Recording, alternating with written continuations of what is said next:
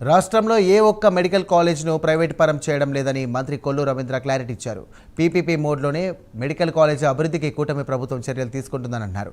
ఇక medical కాలేజీలను private పరం చేస్తున్నామని వైసీపీ తప్పుడు ప్రచారం చేస్తోందని మండిపడ్డారు. రాష్ట్రంలో అభివృద్ధి సంక్షేమాన్ని చూసి ఓర్వలేక వైసీపీ దుష్ప్రచారం చేస్తోందని ఫైర్ అయ్యారు.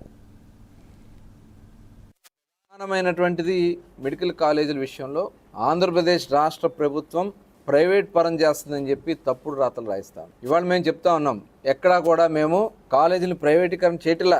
పీపీపీ మోడ్లో ఇవాళ గతంలో వాళ్ళు ఇచ్చినటువంటి 17 కాలేజీలు తూతూ మంత్రంగా పనులు స్టార్ట్ చేయకుండా అసలు పునాదులు కూడా లేకుండా ఉన్నటువంటి కాలేజీలన్నింటిని కూడా ఇవాళ పీపీపీ మోడ్లో డెవలప్ చేయడం కోసం, అంటే ప్రైవేట్ పబ్లిక్ పార్ట్నర్షిప్తో డెవలప్ చేయాలి అనే ఒక సత్సంకల్పంతో ఎవరైతే చారిటీతో ముందుకు వస్తారో, ఎవరైతే కొంతమంది దాతలు ముందుకు వస్తారో, ఇవాళ ప్రభుత్వం ఒక మంచి నిర్ణయం తీసుకుంది. గతంలో కూడా పీపీపీ మోడ్లో చాలా ఏర్పడినాయి, చాలా డెవలప్మెంట్ జరిగింది.